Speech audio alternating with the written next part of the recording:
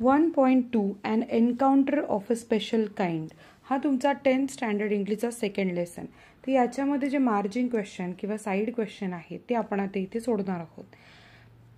What was the profession of the writer's father? तर उत्तर आहे the writer's father was a medical professional. Second question आपण बघतोय, describe the campus where the writer's family lived. Answer आहे the campus where the writer's family lived housed individual bungalows. The writer's house was in the corner of the campus with the officers' club adjacent to their garden boundary wall. The campus had tall and majestic trees with luxurious green grass and colorful flowers. Third question ahe, how did the family relax after lunch? Answer, the family relaxed after lunch by lying down for an afternoon nap. Question 4. What wicked custom is practiced by animal who live in groups? तशी कोणती क्रूर प्रथा प्राण्यांकडून पाळली जात होती जे गटात राहत होते? Answer, the wicked custom practiced by animal who live in groups is that the dominant male usually does not allow another male baby or adult to survive within its group. Guess the meaning of shaky. अर्थ सांगायचा आहे.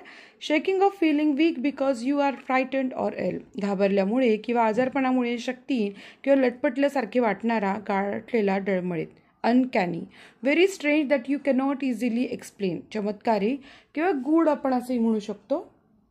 Bosom, a person chest especially a woman's breast. छाती विशेषतः स्त्रीचे वक्षस्थळ किंवा ऊर. Welled up. The phrasal verb well up means to fill up with a liquid. Now the question 5. What attempts help the baby langur to revive? कोणत्या गोष्टीमुळे, काय प्रकारच्या कृती केल्यामुळे तो जे बाळ होतं ते त्याची सुधारणा व्हायला लागली? Answer, the baby langur revived after he was provided first aid to clean his wounds and stop the bleeding. Splashes of cold water made the baby stir and sit up. He was also provided with a banana for food.